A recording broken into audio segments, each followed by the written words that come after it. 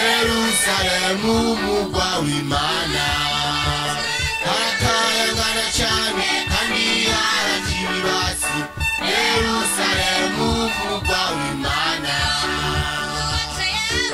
ubatswe n'amabuye meza igiciro kinini cyane ubatswe n'amabuye meza igiciro kinini cyane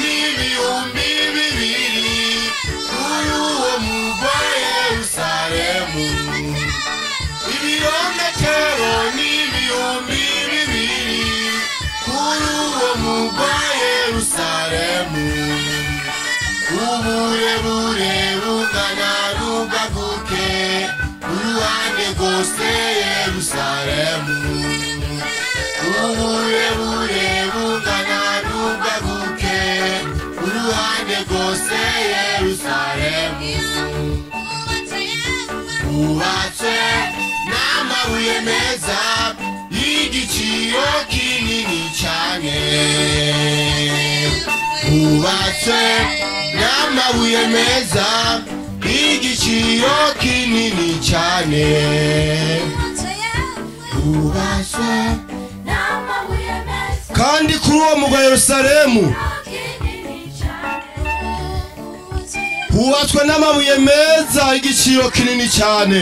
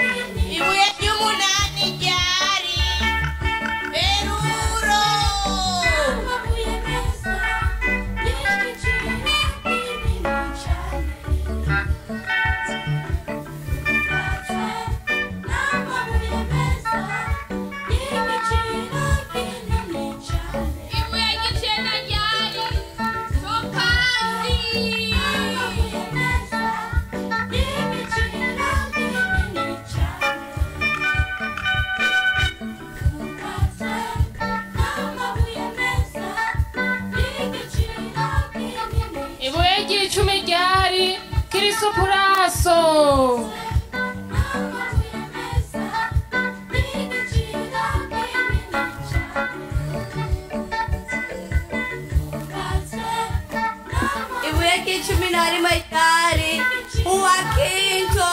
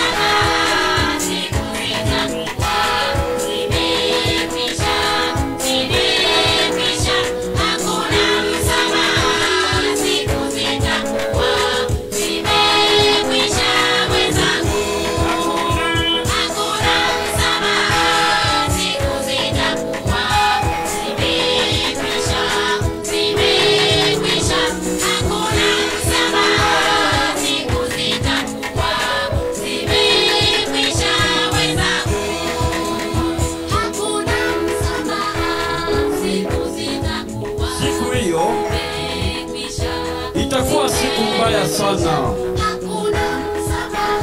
Mungu atashusha mabomu ya moto kutoka mbinguni, na mabomu mengine ya moto yatazuka kutoka kuzimu. Yataangamiza wenye dhambi, watakosa mahali pa kujificha. Mabomu hayo hayatakuwa kama yale mabomu long force Saddam Hussein aliyokuwa anapiganisha. Wala mabomu hayo hayatakuwa kama yale mabomu General Muhammad Gaddafi aliyokuwa anapiganisha nchini Libya. Wala mabomu hayo hayatakuwa kama yale mabomu nchi ya Ukraine na Urusi wanayopiganisha. Mabomu hayo hayatakuwa kama yale mabomu kundi la M23 wanapiganisha nchini DRC Congo. Wala mabomu hayo hayatakuwa yale mabomu ya kisasa nchi ya Amerika inajidai kwa siku za leo. Mungu atashusha mabomu ya moto, yatateketeza kanda za kaskazini, mashariki na magharibi na kusini, na pembe nne za dunia zote zitashambuliwa. Wenye dhambi watakosa mahali pa kujificha. Itakuwa siku mbaya sana.